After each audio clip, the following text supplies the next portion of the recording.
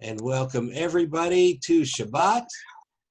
We are thrilled that you are all here, and let's wish each other Shabbat Shalom. Hey, Shabbat Shalom. Hey, Shabbat, Shabbat, Shabbat, Shabbat, Shalom. Shabbat Shalom. Hey, Shabbat Shalom. Hey, Shabbat, Shabbat, Shabbat, Shabbat, Shalom. Shabbat, Shabbat, Shabbat, Shabbat, Shalom. Shabbat, Shabbat, Shabbat, Shabbat, Shalom. Shabbat, Shalom. Hey, Shabbat Shalom. Hey, Shabbat, Shabbat, Shabbat, Shabbat, Shalom.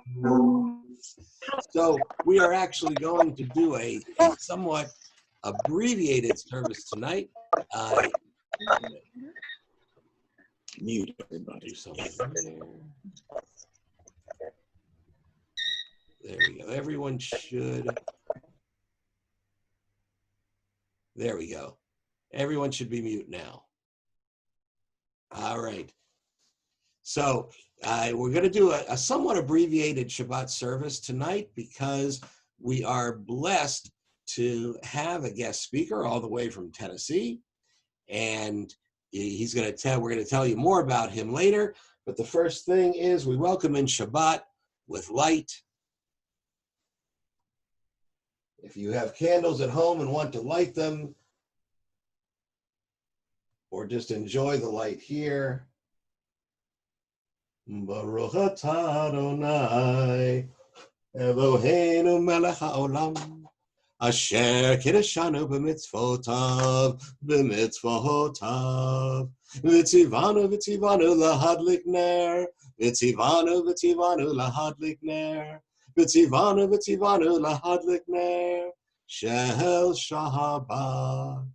Blessed are you, our God, creator and spirit of the world, who blesses us with commandments, commanding us to light the candles, to light the candles, the candles of Shabbat. Amen. Shabbat Shalom, everybody. We brought in the light of Shabbat, and we're also happy to welcome in a dear friend of mine from Colorado, Cherie Caro Schwartz, a storyteller and an old friend of Rabbi Rami. And so as we gather together and we feel connected to the welcoming of Shabbat, Kabbalat Shabbat, receiving the Sabbath, wherever you are, if you'd like to join in, Lecha Dodi, welcoming the Shabbat bride. Lecha Dodi, likrat kala, penei Shabbat nikabela. Lecha Dodi, likrat kala, penei Shabbat nikabela. La, lecha Dodi, likrat kala, penei Shabbat nikabela. Lecha Dodi, likrat kala, Penei Shabbat nikabela, Shamor v'zachor b'dibor echad, Ishmi anu el hamyuchad, Adonai echad u'shemo echad, L'shem u'tiferet v'liti la lecha dodi, likrat kala, Penei Shabbat nikabela, Lecha dodi, likrat kala, Penei Shabbat nikabela, Likrat Shabbat lechu v'nelcha, Ki mekor habracha meroch mikedem nisucha. Sof ma'aseh b'machashvati la lecha dodi. Likrat kala. Penei Shabbat nikabela. Lecha dodi. Likrat kala. Penei Shabbat nikabela. And now if it helps you to look at your doorway or to feel the presence as we symbolically imagine that presence of Shabbat coming in, the Shekhinah, the holy divine presence, bringing in our wedded bliss, the bride of the Sabbath. Enter in peace, O crown of your husband. Enter in gladness and in joy. Come to the people that keeps its faith. Enter, beloved Shabbat bride. Boi v'shalom ateret ba'ala, gam b'simcha u'v'tzahala, toch emunei am segula.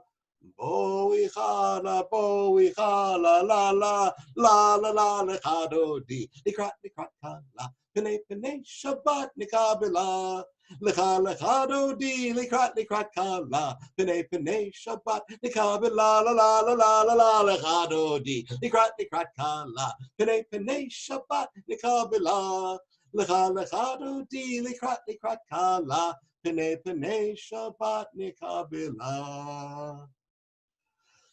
Now that we've welcomed in the Sabbath and feel the presence of the bride, let's take a moment to contemplate the oneness, that oneness that brings us together, beginning with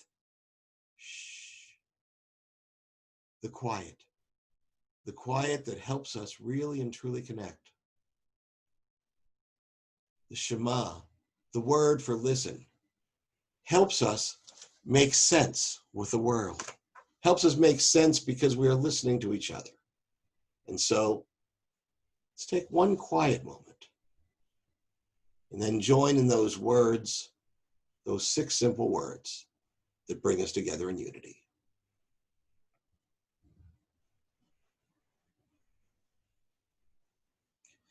Shema Yisrael, Adonai Eloheinu, Adonai Echad. Baruch Shem Kevod Malchuto Leolam Va'ed. Hear, O Israel, the Eternal One is our God, the Eternal God alone. Blessed is God's glorious majesty forever and ever. And we embrace words from Torah that connect us with our love for God. V'ahavta et Adonai Elohecha, v'chol levavcha v'chol nafshecha v'chol me'odecha, v'hayu hadvarim ha'eleh, asher anochi mitzavcha hayom al levavecha, v'shinantam levanecha, v'dibarta bam, v'shivtecha b'veitecha, uvlechtecha v'derech, u'shochbecha uv'kumecha, u'kshartam la'ot al yadecha, v'hayu l'totafot bein einecha, u'chtavtam al mezuzot beitecha, u'visharecha, l'ma'an tizkaru v'asitem et kol mitzvotai, v'yitem kedoshim le'elohechem, ani Adonai Elohechem, asher hotzeti etchem me'eretz Mitzrayim, liot lachem le'elohim. Ani Adonai Elohechem. We shall love the Lord our God with all our heart, with all our soul, and with all our might. These words which I command you this day remain on your heart. Teach them faithfully to your children. Speak of them in your home and on your way, when you lie down and when you rise up. Bind them as a sign upon your hand. Let them be symbols before your eyes. Inscribe them on the doorposts of your house and on your gates. Be mindful of all my mitzvot and do them. So shall we consecrate ourselves to our God. I am the Lord your God, who led you out of Egypt to be your God. I am the Lord your God, Adonai Elohechem, Emet. The Lord our God is true. Let's take a few moments for each of us to connect to that truth, to connect to that love, to connect to that oneness. Each of us connecting with God in our own way. A few moments of quiet, silent devotion.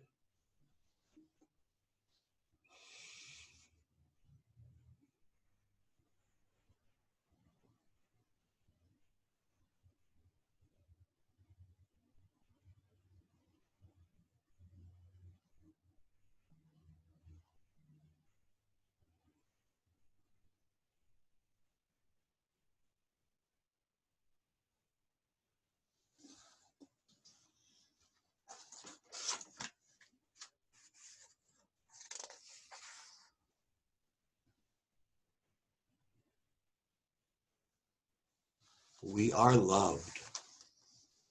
We are loved by an unending love. We are embraced by arms that find us even when we are hidden from ourselves.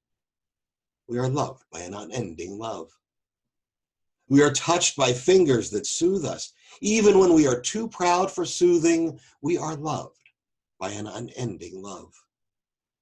We are supported by hands that uplift us, even in the midst of a fall. We are urged on by eyes that meet us, even when we are too weak for meeting. We are loved by an unending love. Embraced, soothed, and counseled. Ours are the arms, the fingers, the voices. Ours are the hands, the eyes, the smiles. We are loved by an unending love. May the words of our mouths and the meditations of our hearts be a delight to God, our rock and our redeemer. May the one who makes peace in the heavens grant peace to us, to all Israel, and to all humanity. Oh, say shalom bimromav, hu yasa shalom aleinu, ve'al kol Yisrael, ve'imru, imru. Amen. Hoseh shalom bimromav, hu yaseh shalom aleinu, ve'al kol Yisrael, ve'imru, imru. Amen. Yaseh shalom, hey, yaseh shalom, hey, shalom aleinu, ve'al kol Yisrael, yaseh shalom, hey, yaseh shalom, hey, shalom aleinu, ve'al kol Yisrael, ve'imru. Amen. And so, my friends, now we have a real treat. From Tennessee, a city whose name I don't even try to pronounce, he'll tell you what the city is, comes Rabbi Rami Shapiro. Rabbi Rami came to Temple Beth Torah over 10 years ago, but he has been, for long before that, he has been a true voice. In fact, he's been many voices. He's written several books, and among the books that he's written have been beautiful poetic translations of sacred texts, like Pirkei Avot, the ethics of our ancestors, like Proverbs and Ecclesiastes and the book of Job. He's also authored a series called Guides for the Spiritual Traveler. And it's these guides that stuck with some of our Temple Beth Torah members. And not long ago, our members formed a group specifically to study some of Rabbi Rami's books. He's also a teacher of perennial wisdom, and he's also been a professor in Tennessee of comparative religions. He is one who has embraced Judaism as a rabbi, but also how the many faiths all have some kind of perennial wisdom, all have some kind of a wisdom that whether you are a Jew or a Christian or a Muslim or a Hindu or a Buddhist or a Sikh or a Baha'i, whatever you are, there is a wisdom that can be shared. Each of us has a difference, and we all have different philosophies and theology. Being Jewish brings us together as one. Being human brings us together as one as well. And these are some of the things that we've learned from Rabbi Rami Shapiro and that our Sunday morning group has loved talking about. And so without further ado, we're going to spotlight Rabbi Rami. And Lauren, can you unmute him?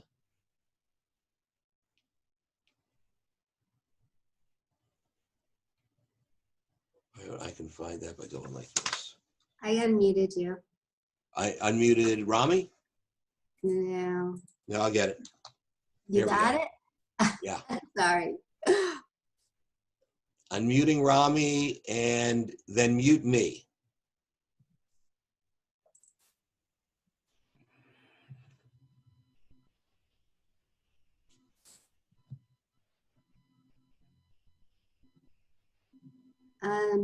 Did you unmute yourself, Rami? There you go. You're good. I'm okay now? Yes, sir. Okay. I didn't know you could mute yourself. I mean, that's a skill I should learn. Just in general, to be able to mute myself. So good Shabbos. Oh yeah, you're all muted. It's like talking into the wall of the temple. Nothing happens. It's just bricks. Okay, I'll have to pretend you're out there because I can't hear anything. But I want to wish you all good Shabbos. Thank you very much for having me. Rabbi, you're going to have to unmute yourself just for a second because you need to tell me, it's just about 20 after 7, how long I have to share before you want to move back into the liturgy.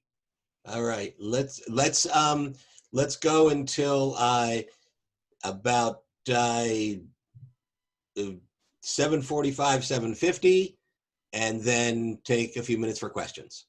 Okay, good. So I don't know if it's going to take me that long to lay out what I want to talk about. I'd rather have more time for questions, and not even questions, just a conversation. But yes, and participants, if you for questions, I'd like to invite you to use the chat room so that if there's multiple questions that are similar, I'll try and consolidate them, and I'll deliver the questions to Rami when it's time. Okay, good. So when I was a congregational rabbi, which I was for 20 years, I always had a second job. First, I taught a graduate school, St. Thomas University. It was a Catholic college. But then I got it was almost a full-time second job as a business consultant. I did it for 15 years while I was with the congregation. I used to leave town, not every week, but leave town on Sunday afternoons after Sunday school and make it back by Wednesday or Thursday. I never missed a Shabbat.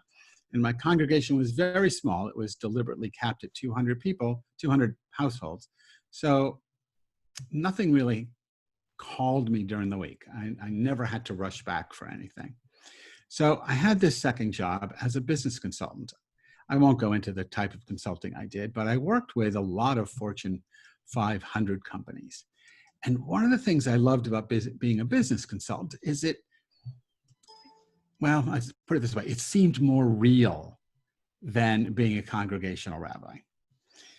In other words, I was dealing with people's everyday lives and their struggles to earn a living and that kind of thing. And certainly you do that as a rabbi to some extent, but it was just different in the business world. And one of the things I learned from 15 years of business consulting, learned a lot, but one of the things that I learned is if you're going to be in a business, you better know what business you're in. And I think it's interesting to take a look at Judaism as a business.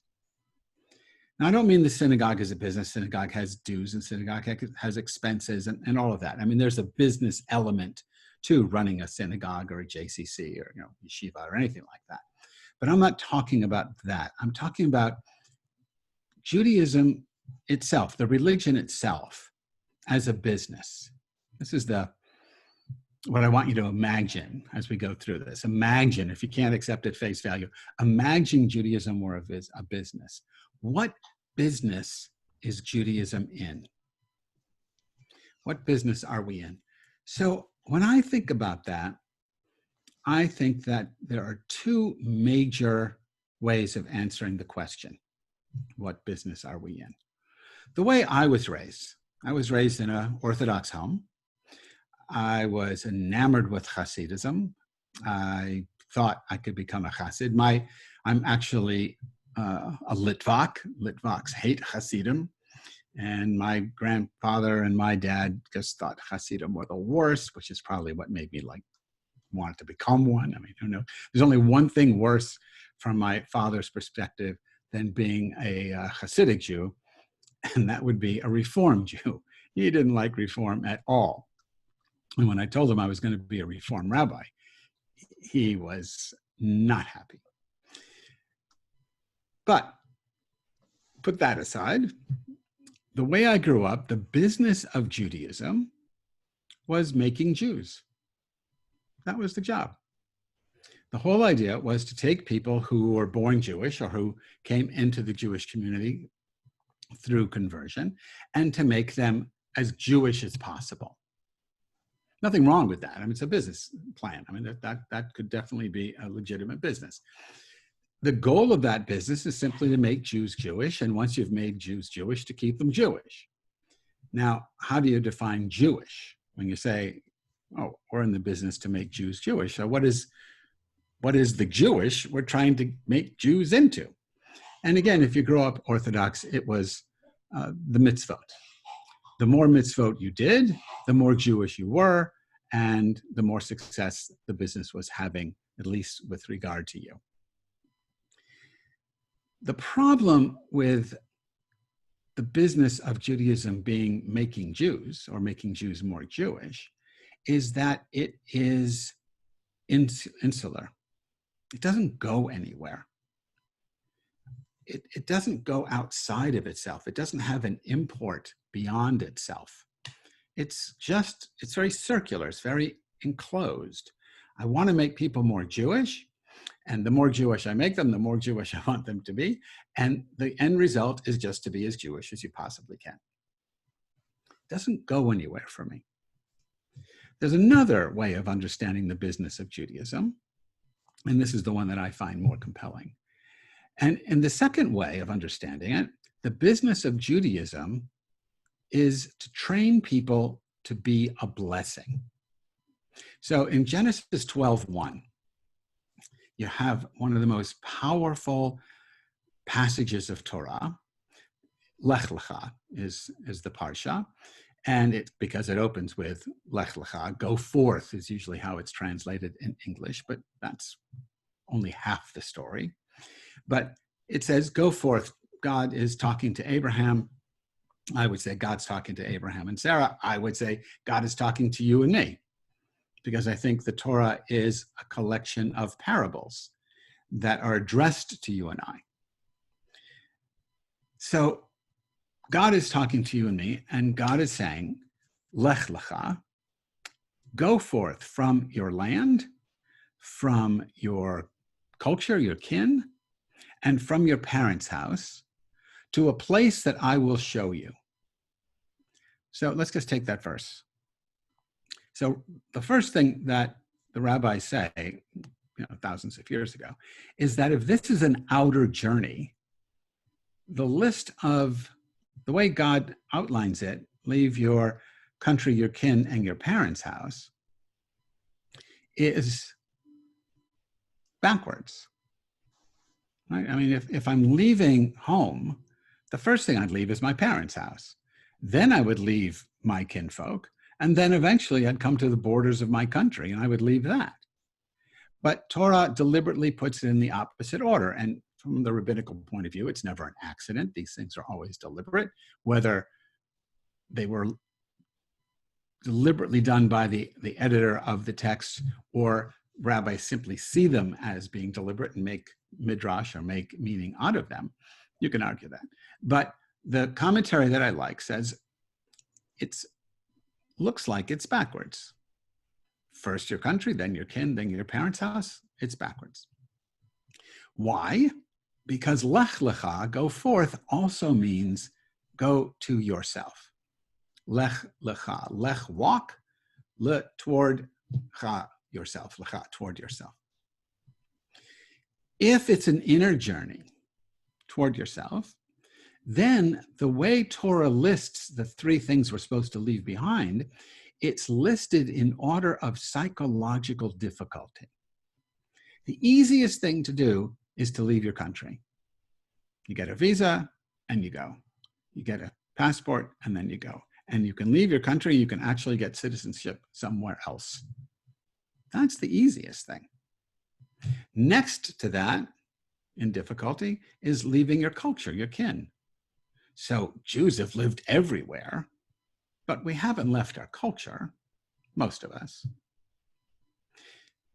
Even if you wanted to, and I don't really know anyone who does, but even if you did, or make it more personal, even if I wanted to stop being a Jew, I wouldn't know how. It's in my DNA. That would be a difficult thing to leave behind. More difficult still is leaving my parents' house. leaving the things that my parents told me were true, leaving the things that, leaving the crazy things that my parents told me were true, leaving the things that I spend thousands of dollars on therapists to help me get out of my parents' house, leaving all the mishigas that my parents told me. That's even more difficult than leaving my culture, and certainly more difficult than leaving my country.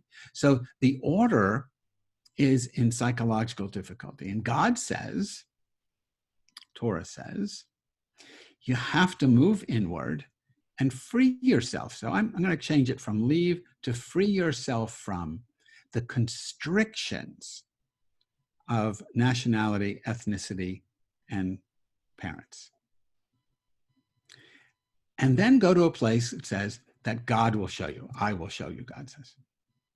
But there's no map. I mean, that's another problem with the text. There's no map. It doesn't tell you where to go. It doesn't say go 20 miles, see a palm tree, hang a left, and go 14 more miles, and then turn right. It doesn't tell you that. It just says, turn inward, free yourself from the constrictive narratives of nationality, ethnicity, and your parents, and I will show you a place that you can't see unless you're free. Now, in the context of an outer journey, that place is the promised land. But in the context of Jewish spirituality, in the context of Kabbalistic understanding, it's a state of mind that God is pointing to us toward. A state of mind that emerges when we're free from the constrictions of those three categories of narrative. Why do we want to do that? 2 verses later, Genesis 12:3, God tells us the point of our business. And that is to be a blessing to all the families of the earth. It's important that it says all the families of the earth. It doesn't say Jewish families. It doesn't even say human families. It says all the families of the earth, human and otherwise. When we're free from the constrictive aspects of our narratives, and you can add more than the 3. You can add gender, you can add sexual orientation, you can add race, and all kinds of things. But when we're free from the constrictive nature of those narratives, not the whole narrative, just the constrictive nature of the narrative, when we're free from that, we're in a place that God wants us to see, because God says, I'll show you this place. God wants us to see this place. The place is life, the place is earth, but we see it without the blinders of these narratives, so that we can achieve the end goal of the business that is Judaism, and that is to be a blessing to all the families of the earth. It seems to me that if my 2 choices, and maybe you can come up with some other choices, but if my choices are 2 regarding the business that Judaism is in, and it's between becoming more Jewish, taking on more mitzvot, or being a blessing to all the families of the earth, the one that speaks to me most powerfully is the second. Now, does the second mean you don't bother with mitzvot? No, that doesn't make sense either. What you want to do, if your business is be a blessing, and you're doing it as a Jewish business, what you want to do is take all the mitzvot that interest you, or maybe you could say all the mitzvot, and interpret them or understand them and enact them so that they serve the goal of the business, be a blessing. So I'll give you an example. I grew up keeping kosher. I still keep kosher. But the kosher I kept when I was young was simply a matter of conforming to a series of rules that my rabbi and my dad and my mom said I had to conform to. And they were very serious about it. My sister is married for a long, long time. And when she was dating her now husband, but when she was dating her boyfriend, it got serious. And so my parents invited him over for the official dinner. Official dinner meant, number 1, we ate in the dining room. And number 2, we ate my mother's brisket. My mother wasn't a great cook, but of all the things she could cook, I guess brisket was the best thing. So she really went out of her way to make this great meal for my sister's boyfriend. My sister's boyfriend grew up also in an Orthodox home, but he left it much earlier.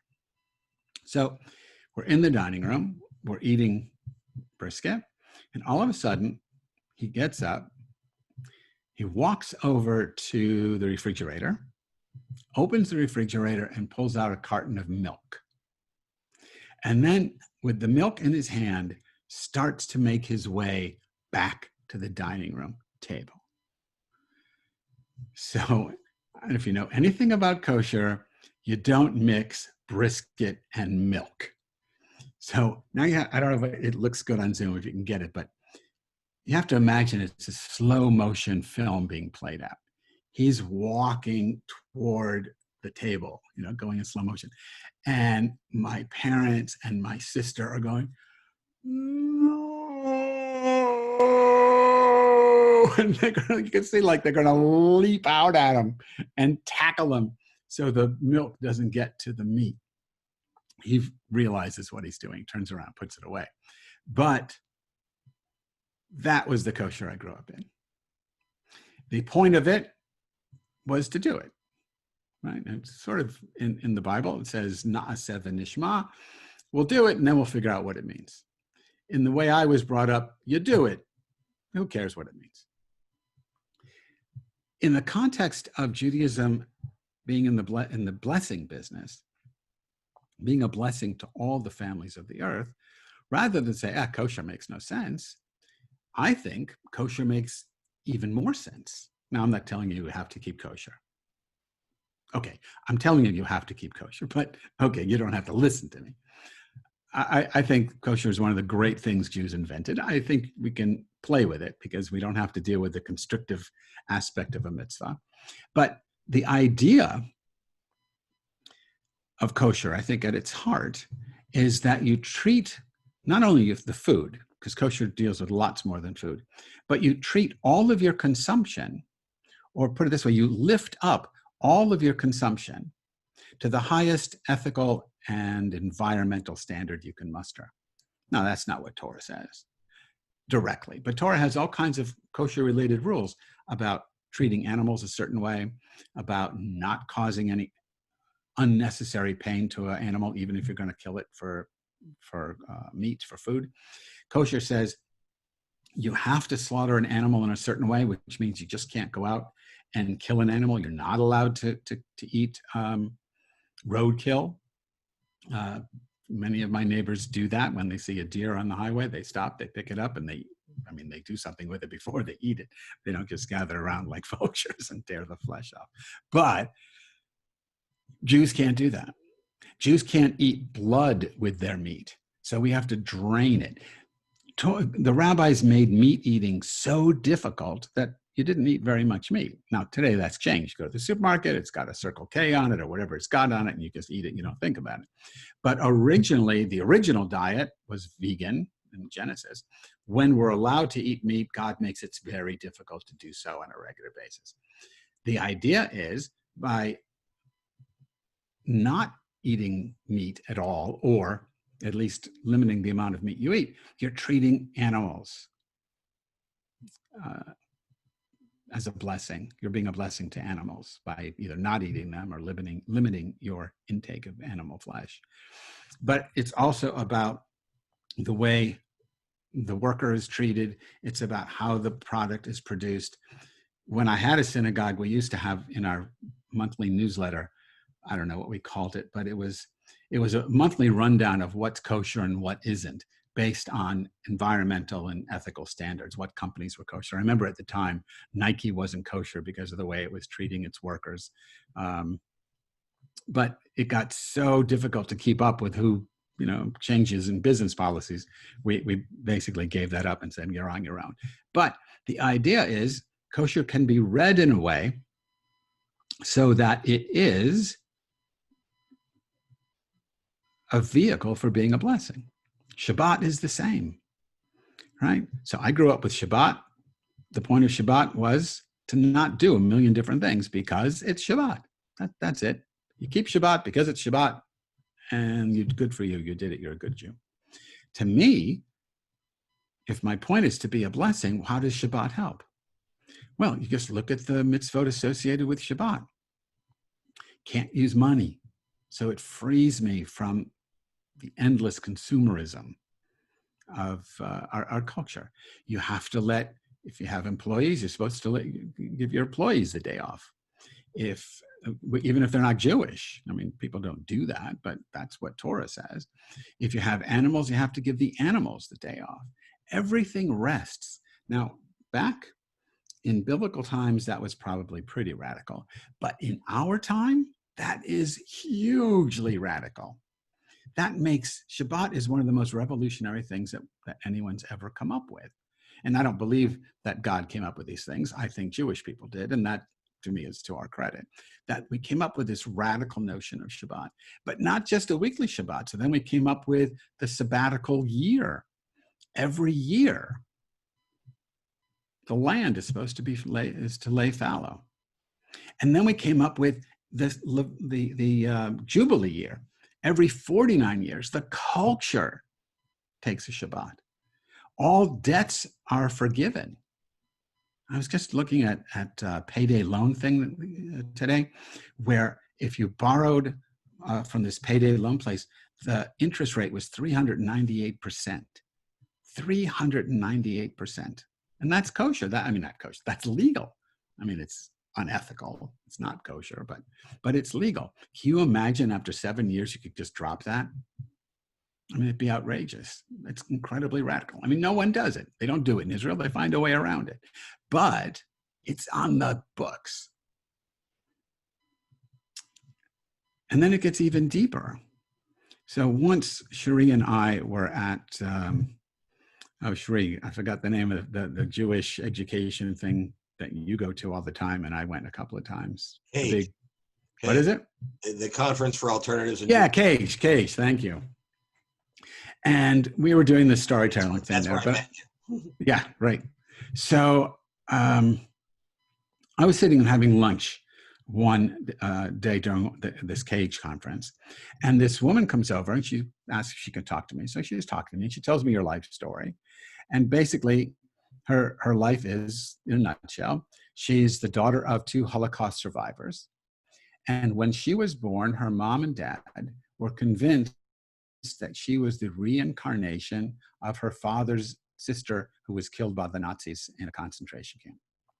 And so they raised this woman to be the deceased aunt, right? You follow that? They raised her to be her father's sister. They gave her father's sister's name. They told her whatever the father remembered about what the sister liked, she had to like it also. They made her in the image and likeness of his sister.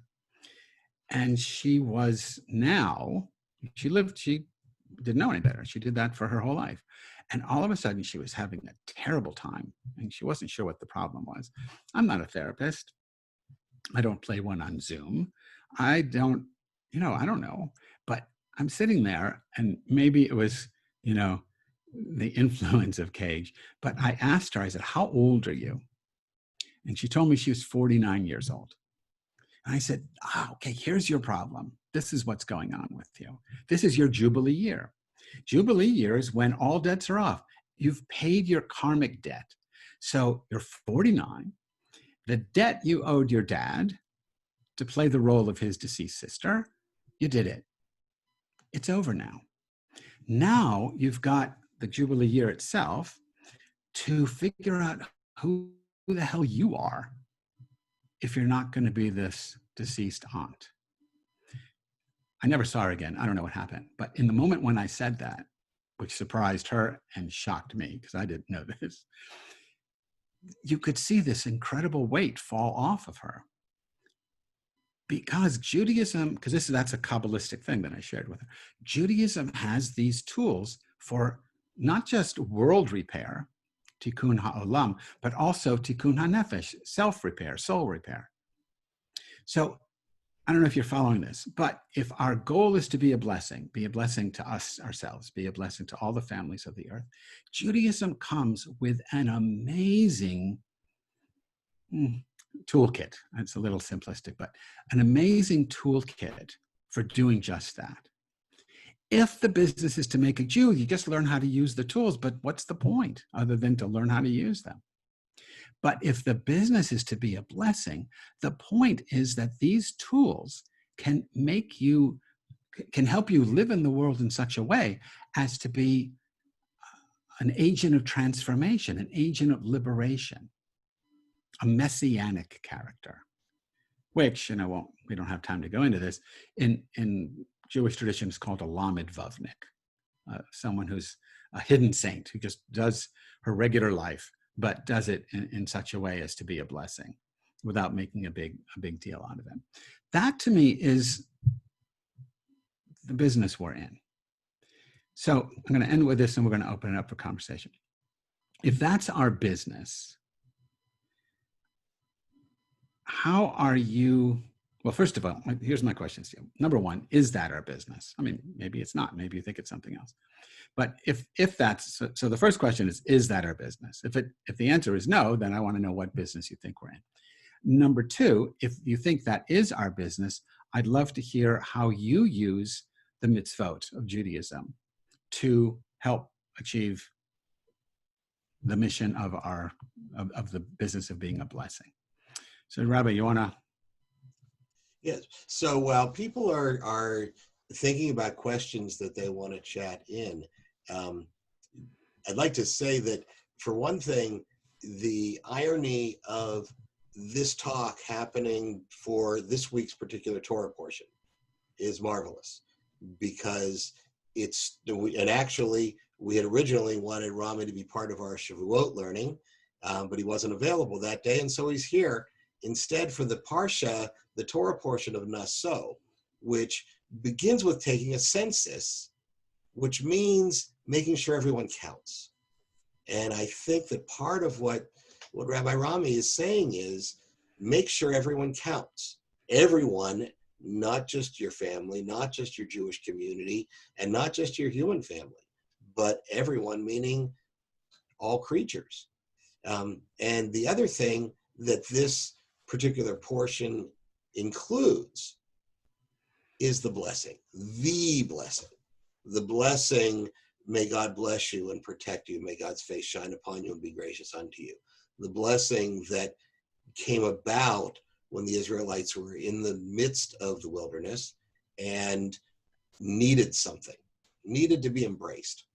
I also want to comment that that the poem that I read after our silent meditation about that embracing, it happened to be a poem written by Rabbi Rami Shapiro as an alternative to a prayer called Ahavat Olam, the love of the world.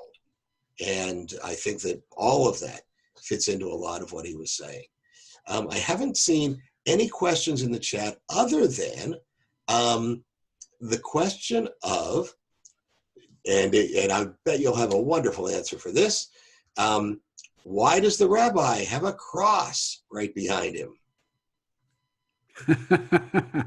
Yeah, good question. And why is there an Om over his head? And why is there a Japanese Buddhist hanging over my shoulder that I got when I was teaching at a Buddhist center in Kyoto? You can't see, behind my head is a big Shiviti also. So if you went around my room, you'd see, I don't know, icons and things from every religious tradition. But since sometimes I take the cross down when I do this, and I thought, you know what, I'm going to leave it up and see if anyone asks. There's a great story with the cross. So you can't see it. I could get it down, I suppose, but it's the somewhere in the Hollywood squares here is Frank and Susan, and we were in there waving. We were in Israel, I don't know when, a year or 2 years ago, leading an interfaith trip sponsored by Spirituality and Health magazine, which I'm a contributing editor. And it's, when you do these kinds of trips, and you always have to go to Bethlehem.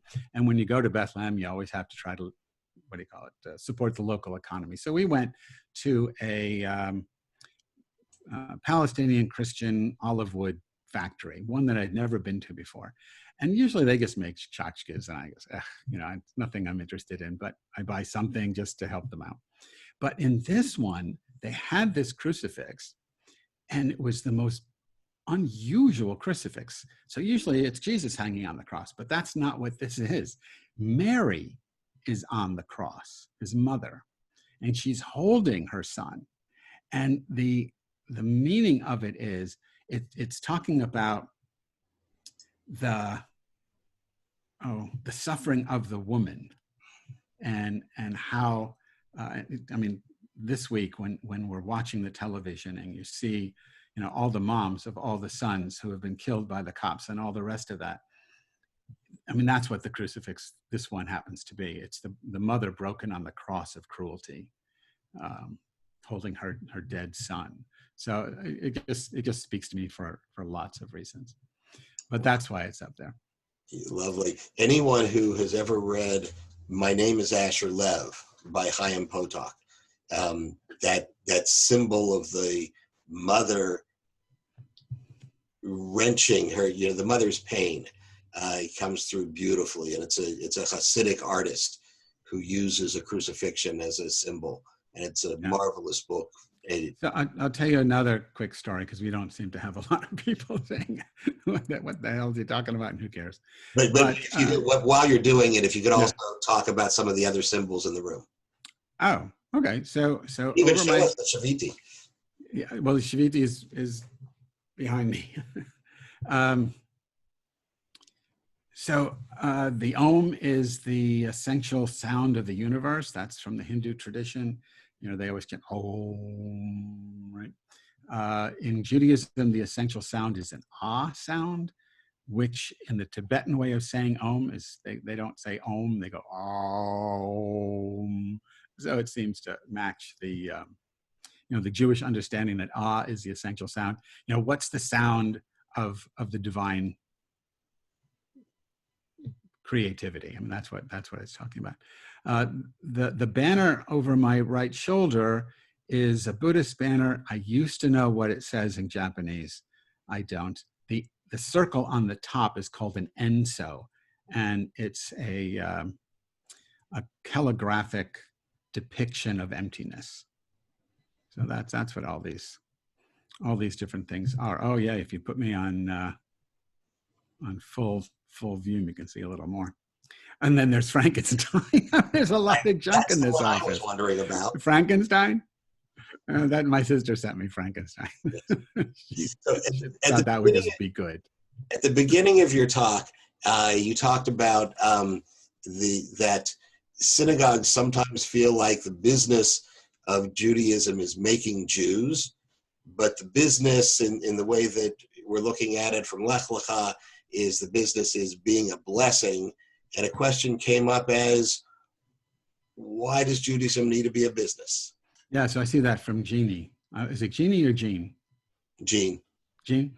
So yeah, it's a great question. So I'm not exactly sure if you got my business association here, but if Judaism, being in a business means it has a point. If Judaism has no point, then I don't know why you bother with it at all. So when I said Judaism is think of Judaism as a business, I meant imagine that Judaism has a point. And either the point is to be Jewish, which I think is very insular, circular, and doesn't go anywhere, or the point is something greater. And that's why, especially in the Reform movement, the point is tikkun ha'olam, repairing the world. In some other traditions, the point is something else. But the business analogy is simply to say that there is, to ask the question, is there a point? And what's the point?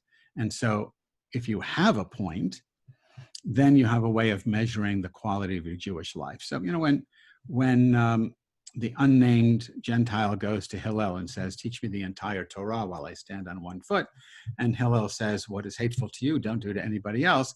Everything, that's the entire Torah. Everything else is commentary. Go study the commentary. He's saying we're in the business of compassion. Everything else is commentary. In other words, the Torah, all the rabbinic teachings, which have already been, centuries and centuries old by the time you get to Hillel, 2,000 years of Jewish teaching, basically, are just commentary on the Golden Rule, as Hillel articulates the Golden Rule. So that's the point.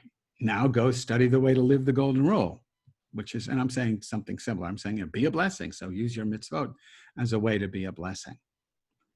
So I'd be willing to suggest that one of the things that I'm learning from this idea is, in my view, that everybody finds his and her own connection to religion, whether it's communal worship with people, whether it's song, whether it's food, etc. And I think where I'm taking this talk is that be a blessing is the overall purpose, and we must find. Well, it is for me. But again, you could say it's compassion. You could say it's justice. I mean, I a lot of ways of looking at Jewish text and making this work.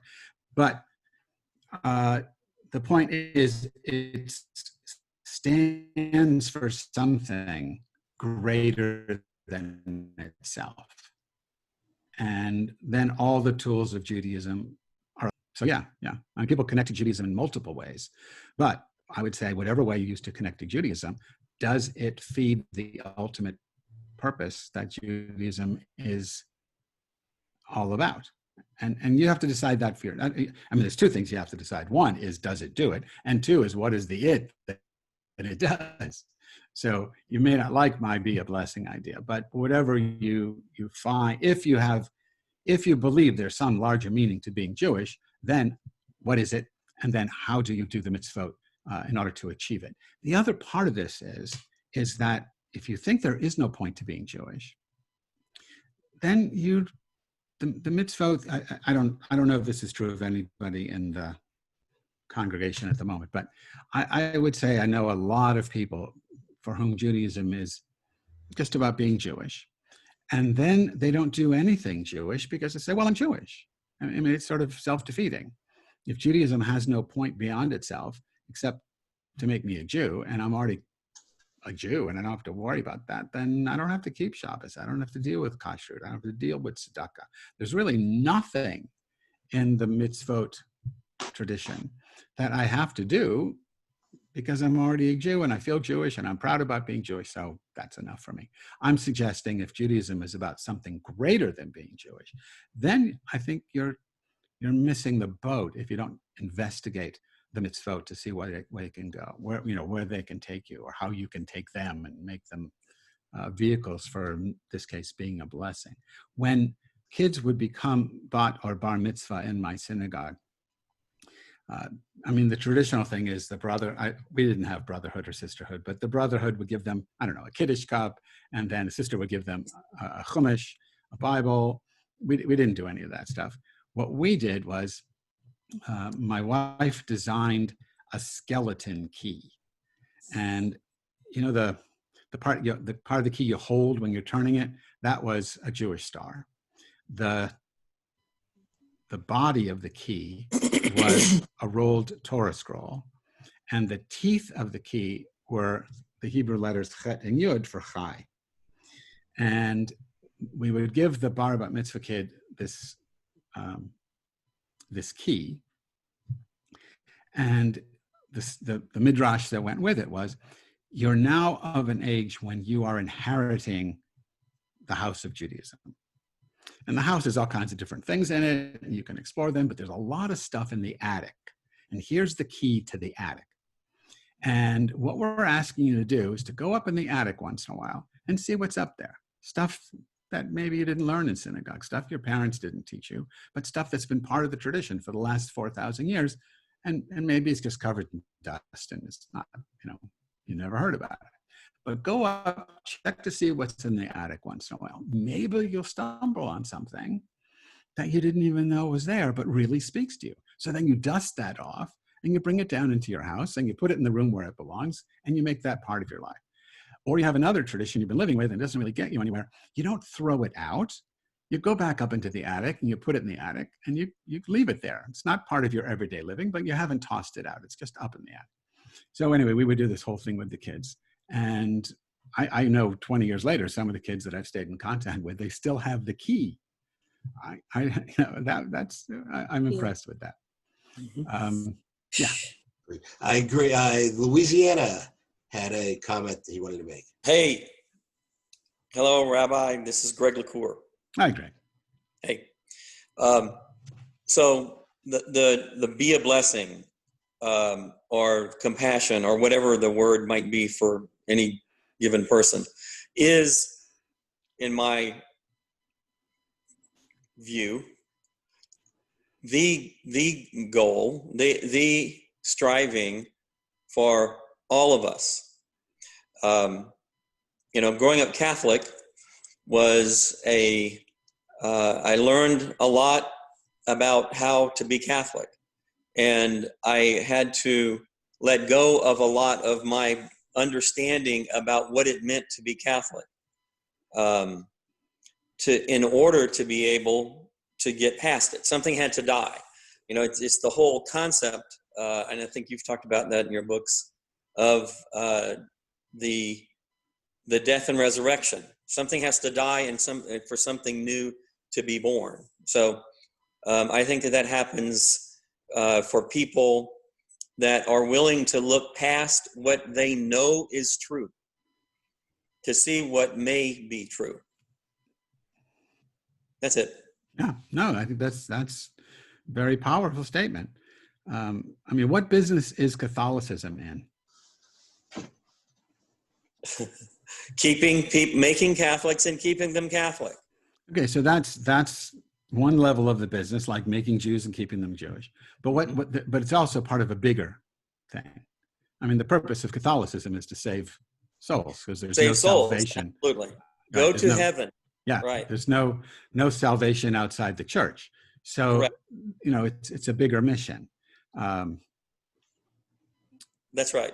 Yeah. So this is true of lots of religions. That's a business I'm not interested in. Right. Me neither. Obviously, if you left, then it wasn't a business you're interested in. But of course, be a blessing is a business that I find compelling. And of course, there are people who connect with Catholicism who would say there are different parts of the business. They may find the be a blessing or something else. Oh, sure. Just like in Judaism, it could be compassion. Yeah, right. But as far as something needs to die in order for something else to be born, sometimes it might be that something needs to be put in the attic for a while. Well, that's my preferred metaphor, though. Honestly, Greg, if the fact that you're coming from the Catholic tradition and you're saying something has to die in order for something to be reborn, that's the whole Catholic story. Yeah. So you can take the boy out of the Catholicism, but you can't take the Catholic out of the boy, I guess. But but the metaphor, this is where perennial wisdom, Rabbi mentioned earlier that I work in this field called perennial wisdom. Perennial wisdom, which we don't have time to go into in any detail, but perennial wisdom says that every religious tradition should be understood metaphorically, not literally. And that when you understand them metaphorically, all of them speak to us. Yes. So I find the story or the metaphor of the death, the crucifixion and resurrection of Jesus to be a powerful human metaphor, speaking to what in 12-step we would call hitting rock bottom. It's when Jesus is on the cross in the original gospel which is Mark's gospel, Jesus only says one thing on the cross. He says, Eli, Eli, lama sabachthani, my God, why have you forsaken me? And it's from verse 1 of Psalm 22. And here's a guy who's not just broken physically, he's broken spiritually. Everything he thought was going to happen, nothing happened. He's dying. If he thought God was going to save him, it's not happening. It's like the rabbi in Israel who's the head of the health department when COVID-19 was being identified before Pesach. He went on Israeli TV and he said, don't have to worry about COVID-19 because Pesach, I think, fell on a Wednesday, and he said, the Mashiach is coming on Tuesday and take care of the whole pandemic. Mashiach did not come on Tuesday, but the rabbi got COVID-19. Always be careful what you claim. But Fortunately, Mashiach had to quarantine for the next 14 days. that's right. That was So it led him closer to Pesach Sheni. Well, yeah, that's right. Or maybe it's a 40-day thing, and he's waiting, for Shavuos. So obviously we have a lot more to learn together. Rabbi Rami, a closing word or two, So here's my closing word. and then we'll move on with Misha Barak and Kata. Yeah. So I will keep this very short. So I mean this with all due respect. People, what's he going to say? And I know it's going to sound very biased, but if I had to choose a religion to join, knowing what I know about all the religions that I know about, I would choose Judaism. I am very lucky. I don't say I'm proud to be a Jew because I had nothing to do with it. My parents told me, but I am very lucky to be a Jew. And I think, again, I mean this without putting anyone else down, but if you're Jewish, I think you're very lucky. But if you want to find out why you're so lucky, you have to find out how amazing this tradition is and how unique it is from many of the others. And I could go into that, obviously, but we are out of time. So good Shabbos. Shabbos, a beautiful sentiment that if we had to choose a religion, to choose Judaism, but now figure out why it's such a good choice, straight out of Hillel. All the rest is commentary. Now let's learn it. We've got much. There you go. And so thank you so much, Rami. And now, speaking, he mentioned COVID-19 as well as everything else that people are suffering from. And so we offer our prayers, our Misha Barak, as is our tradition. We'll sing the first stanza of Debbie Friedman's version and then bring in all the names. And so those who have names to add to the chat room will add them as needed. Misha Berach Avotenu Mekor HaBracha Imotenu. May the source of strength, who blessed the ones before us, help us find the courage to make our lives a blessing, and let us say Amen. Bring our hearts to our healing blessings for Al Marks, Alice Kaufman, Arnold Farber, Bela Batmeda Brina, Baruch Ben Bracha, Jan Wilson, Bill Dunk, Bina Batmalka, Brian Goldberg, Brian Padveen, Mike Box, Scott Hershey, Carol Curtis, Kay Rebus, Dale Vine, David Keith, Duty Muse, Eddie Martin, Farida Batmazal, Floyd Truitt, Frida Beeler, Gail Tobin, Gary Getz and family,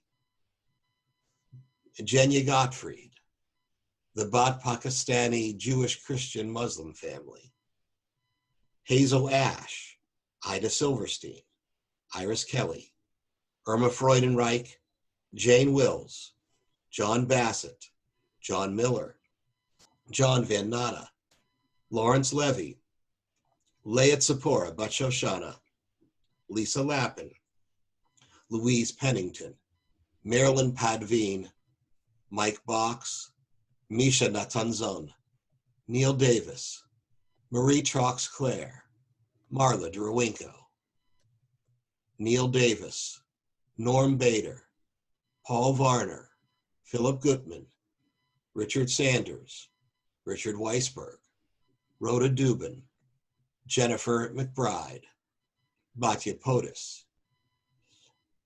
Ann Shapiro. Is that a Yortzeit, Rami, or a Kaddish for later? Kaddish, yeah. Ron Feller, Rose Lerner, Rosalind Mandel, Sandy Kurlander, Sandra Brooks, Sheila Schumann, Stacy Parker, Tom Graff, Vicky Van Natta, Prudence, Frank Quinlan. For all the names that have been said and the names that haven't been said. For those we have the courage to say aloud or to write. For those that we have the discretion to silently say in our hearts. We also add Marilyn Stark, and for all those who have no one to pray for them, and all those who are suffering from COVID-19 or some version of an illness connected to it. May all our prayers be heard. Misha Beirach Imotenu Mikor Habracha Lavotenu. May with refuah shelema, the renewal of body, the renewal of spirit, and let us say, Amen. May all our prayers be heard. Amen, the Amen. We also acknowledge all those who have come before us. We have yahrzeits for the month of June, as well as acknowledging those who passed away recently. If you have a yahrzeit first, please put those in. We remember the yahrzeits of the month of June for Hannah Rosenberg Shallot, Shirley Rosenfeld, Betty Ryder, Mary Hirsch, Emma Munger, Leon Bloom, Henry Wellner, Bill Avery, Sidney Lovett, Michael Masterov, Charles Carney, Irving Hauptman, Ilsa Julie Ballin, Doris Klein, Robert Rose, Charles Deutsch, Lester Edelhoff, Martha Sonnenfeld, Rose Koresh, Samuel Koresh, Sarah Koresh, Isidore Koresh, Eleanor Koresh, Perry Pollard, Sandy Pollard, John Ruskus Sr., Max Sussman, Rosa Auerbach, Robert Arner, Ethel Berger.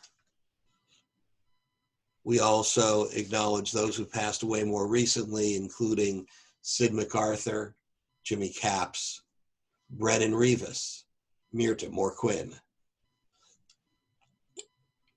We mentioned Irving Hauptman for the yahrzeit, yes. Alexis Wittick, a Kaddish for Peter Wortman. We also acknowledge and mourn for the death of Ann Shapiro, Rabbi Rami's aunt, who died recently of COVID-19. Also Eva Stockett, Lois Hudson, Paul Lewis, all the COVID victims who may be anonymous, Nechama Devora, and also to take a moment to remember the name of George Floyd, who was the victim of violence, the victim of an action that we as Jews know too well, an action where someone in authority abused his authority.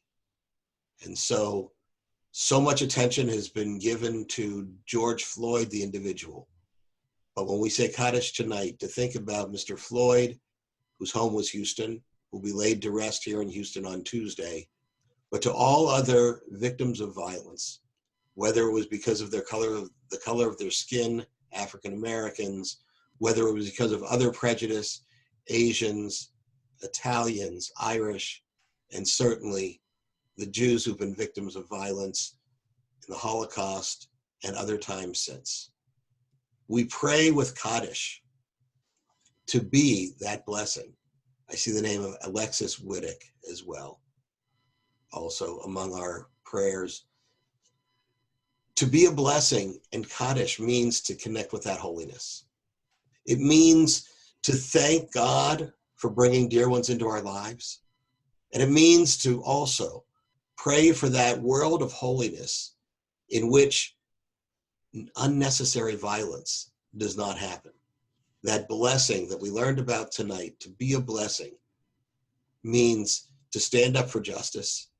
It means to not perpetuate any sort of unnecessary violence. And it means to peacefully make our will known that we will be the blessing. As God said to Abraham, be a blessing. Let's be that blessing, to not perpetuate violence, to not be accepting of unnecessary violence, and to no longer be accepting of any action that causes harm to others. Those who wish to stand or acknowledge Kaddish in any way, Yitkadal v'yitkadash Shemei Rabbah, v'yamad yivrach yirutei v'yamlich malchutei, v'chayechon uv'yomechon uv'chayei dechol Beit Yisrael, v'agala uv'izman kariv v'yamru amen. Yehei Shmei Rabbah mavarach le'olam omei almaya. Yitbarach v'yishtabach v'yitpa'ar v'yitromam v'yitnaseh, v'yitadar v'yitalev v'yitalal Shemei dekudashah b'richu. Le'ela min kol berchata v'shirata, tushbechata v'nechamata, damiran v'yalma v'yamru amen. Yehei shlama rabba min shemaya, v'chayim aleinu v'yal kol Yisrael v'yamru amen. Oseh shalom b'mromav, hu yaseh shalom. Aleinu v'yal kol Yisrael v'yal kol yoshvei tevel, v'yamru amen. May God send peace to those who mourn and comfort to all who are bereaved. And we all say, amen. May we continue to be a blessing. May we continue to connect with the holy within us, within our community. And may we be able to say blessings for those who've had exciting, happy things. I know that our religious school principal, Carrie Keith, has a birthday this week. So that's a great simcha. Donna Salee has a simcha. Her great aunt Bootsy Feld turned 92 on the 1st of June. A blessing indeed. Other blessings we have in the chat room. Who else has a blessing? Anybody else? Oh, Ian and Judy, you got a blessing? Yeah. Tell us. Josh got engaged. Mazel tov! Hooray! And what is the name of the fiance? His fiance's name is Elena Vali Delier. Elena Vali Derriere? Dalier. Definitely not. She's French Canadian. How do you spell the last name? Oh, don't ask me to do that. I don't know. Spell it in the chat room, please. Please. Mazel tov. Mazel tov. So for the blessings of birthdays, the blessings of the birthdays for ourselves. Today's Josh's birthday, too. And Josh's birthday, for the blessing of elders who continue to bless us with their presence, for the blessing of the engagement and two people deciding to spend their lives together, loving each other. For all these blessings and more, we say, Baruch atah Adonai, Eloheinu melech olam, she'achiyanu v'kiyamanu v'higiyanu lazman hazeh.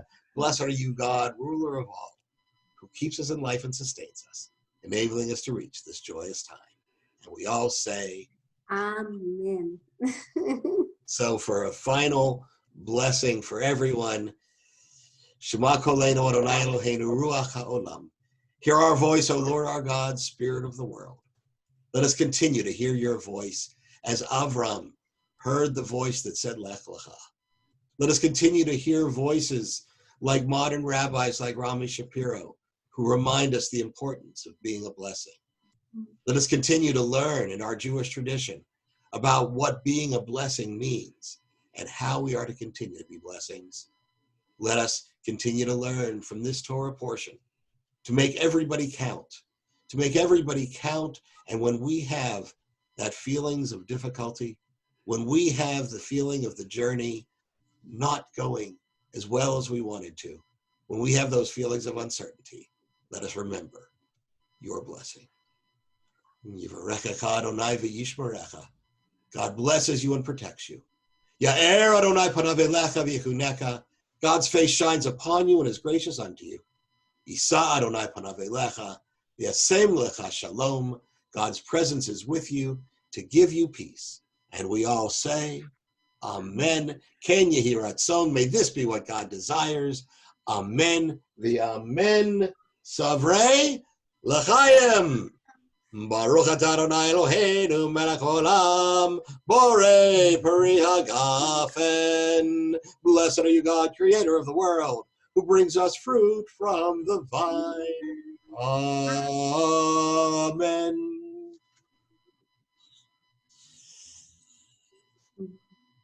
So thank you for being here, and thank you for having tonight's service was sponsored by an anonymous donor, and those who are interested in sponsoring future services, we would be delighted to have that. And this week, we have a very interesting program on Tuesday at lunchtime. Lunch and learn, but bring your own lunch.